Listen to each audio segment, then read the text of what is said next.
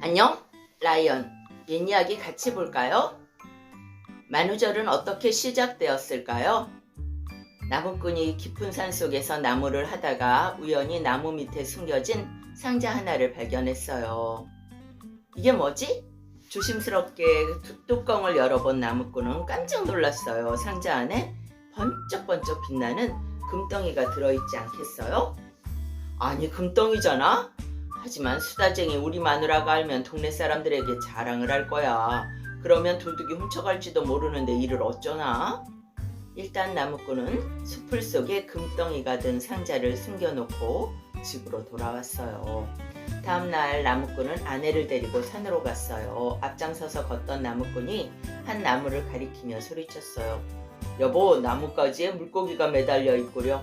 어머나, 정말 신기한 일이네요. 나무꾼의 아내는 너무나 신기해서 물고기가 매달린 나뭇가지를 자꾸자꾸 쳐다보았어요. 한참 후에 시냇가에 다다랐어요. 물고기가 많이 잡혔는지 볼까? 나무꾼이 시냇가에 드리워진 그물을 잡아당겼어요. 어머, 정말 이상해요. 산토끼가 그물에 걸렸어요. 나무꾼의 아내는 모든 것이 거짓말 같았죠. 나뭇가지에 물고기가 매달려 있고 시냇가에 산토끼가 잡히고 정말 거짓말 같은 일이야. 저건 또 뭘까? 숲속에 웬 상자가 있지? 나무꾼은 얼른 달려가서 상자를 주웠어요. 금덩이가 가득 들어있는 상자를 말이에요. 아니, 이건 금덩이잖아요? 놀라서 눈이 휘둥그레진 아내에게 나무꾼이 말했어요. 여보, 소문을 내면 안 돼요. 소문을 내면 도둑이. 하지만 수다쟁이 아내는 곧바로 마을 사람들에게 말했어요. 우리는 황금덩이가 들어있는 상자를 주웠어요. 언제 어디서요? 마을 사람들의 눈은 휘둥그레졌죠. 나뭇가지에 걸린 물고기를 보고 시냇가에서 그물에 걸린 산토끼를 본 날 숲속에서 금덩이를 주웠어요. 뭐라고? 나뭇가지에 물고기가 걸려있다고? 시냇가에서 산토끼를 잡았다고? 하하하하, 말도 안 돼. 그런 거짓말이 어딨어? 마을 사람들은 나무꾼 아내의 말이 하도 재미있어서 후하하하 웃기만 했죠. 나무에 물고기가 매달리고 시냇가에서 토끼를 잡는다는 것이 말이 되나요?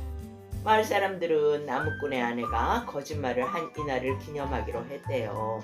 한바탕 시원하게 웃을 수 있는 거짓말로 서로를 즐겁게 해주기로 말이죠. 아참, 영리한 나무꾼이 일부러 물고기를 나무에 매달아 놓고 산토끼를 그물 속에 넣어둔 줄은 아무도 모를 거예요. 아내가 하는 말을 마을 사람들이 믿지 않도록 하기 위해서 말이죠.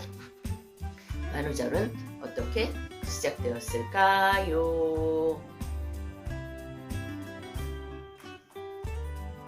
손가락은 왜 앞으로만 구부러질까요?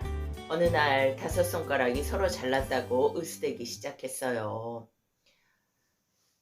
난 엄지. 사람들이 최고라고 말할 때 나를 세운단다? 바로 이렇게 말이지. 둘째 손가락이 나도 질세라 말했어요. 하늘의 예쁜 달을 가리킬 때, 들판의 아름다운 꽃을 가리킬 때 사람들은 나를 쭉 펴며 말하지? 세상에서 단 하나뿐이라는 걸 강조할 때도 마찬가지야. 난 요모조모 쓸모 많은 손가락이지. 세 번째 손가락은 다른 손가락들을 내려다보며 말했어요. 날 좀 봐. 모두들 나를 볼 땐 올려다봐야 하잖아. 길쭉하게 쭉 뻗은 난 멋쟁이 손가락이라고. 네 번째 손가락이 바로 이어서 말했어요. 사람들이 귀한 보석 반지를 어디에 제일 많이 끼는지 알지? 바로 나야, 나. 여러 가지 예쁜 반지들이 나를 더 멋있게 해주지. 나는 정말 행복한 손가락이야. 마지막으로 5번째 아기 손가락의 차례예요. 모두들 나를 제일 작다고 어린애 취급하지 마. 사람들이 소중한 약속을 할 때 나는 없어서는 안 되는 손가락이야. 나를 걸고서 약속이라고 말한다니까? 약속? 이렇게. 조용히 5손가락이 뽐내는 얘기를 듣고 있던 손바닥이 아함 기지개를 켜며 말했어요. 똑똑한 5손가락들아, 너희들은 참으로 많은 재주를 가졌구나. 하지만 내가 없다면 너희들이 제대로 설 수 있겠니? 손바닥의 한마디 말에 손가락들은 모두 입을 앙 다물고 말았어요. 누구보다도 손바닥이 훌륭해 보였기 때문이죠. 이때부터 손가락들은 뽐내지 않고 앞으로만 고개를 숙였대요. 손가락은 왜 앞으로만 구부러질까요? 음악은 어떻게 만들어졌을까요? 옛날에는 신들만 행복을 누릴 수 있었기 때문에 사람들은 행복이 뭔지 알 수 없었대요. 어느 날 낮과 밤을 다스리는 신 이차문화는 사람들을 내려다보며 생각에 잠겼어요. 어떻게 하면 사람들이 행복해질 수 있을까? 옳지! 사람들에게 말과 글을 선물해 주는 거야. 말과 글이 있으면 행복을 느낄 수 있을 거라고 생각한 거죠. 하지만 사람들은 여전히 슬픈 얼굴이었어요. 말도 글도 거의 사용하지 않았고요. 아내인 익스첼이 이차문화에게 가서 말했어요. 어떻게 해야 사람들이 행복한 미소를 지을까요? 신들을 모두 불러서 어떻게 하면 사람들이 행복해질까를 물어봅시다. 이차문화와 익스첼은 신들과 의논하기로 했어요. 다음날 신들이 아름다운 정원에 빙 둘러앉았어요. 세상이 이렇게 아름다운데 땅 위의 사람들은 행복을 느끼지 못해요. 우리가 어떻게 도울 수 있을까요? 이차문화의 말에 모두들 고개를 갸우뚱거리기만 했어요. 그때 신들 중에 한 명인 아킨추크가 말했어요. 제게 아주 좋은 생각이 있어요. 바람의 신이여, 당신이 밭을 지날 때 사르락 사르락 하며 나오는 소리를 모아주세요. 물의 신이여, 빗방울이 똑똑똑 떨어지는 소리를 모아주세요. 바다의 신이여, 절썩절썩 거리는 파도 소리를 모아주세요. 마지막으로 아킨추크는 새 신에게 부탁했어요. 당신은 제잘 지저귀는 새들의 소리를 모아주세요. 신들은 아킨추크가 부탁한 것들을 열심히 모아왔어요.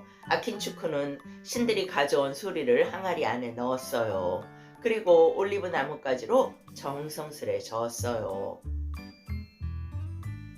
한참 후 항아리에서 어떤 소리가 들리기 시작했어요. 어떻게 들으면 하하하 경쾌한 웃음소리 같고, 어떻게 들으면 흑흑흑 슬픈 울음소리 같기도 했어요. 때론 부드럽게, 때론 구슬프게 들리는 이 소리는 너무도 아름다웠어요. 이 소리는 대체 무엇이에요? 신들은 궁금해하면서 물었어요. 이 소리를 이제부터 음악이라고 부르도록 해요. 아킨추크는 항아리에서 나는 소리를 따라서 루루루루 루루루루 룰룰룰루 노래를 부르기 시작했어요. 그리고 항아리 속의 음악을 세상 사람들에게 뿌려주었어요. 아, 너무나도 아름다운 소리다. 사람들은 행복한 미소를 지으며 즐거워했답니다. 음악은 어떻게 만들어졌을까요? 오늘 이야기 여기까지예요. 바이바이.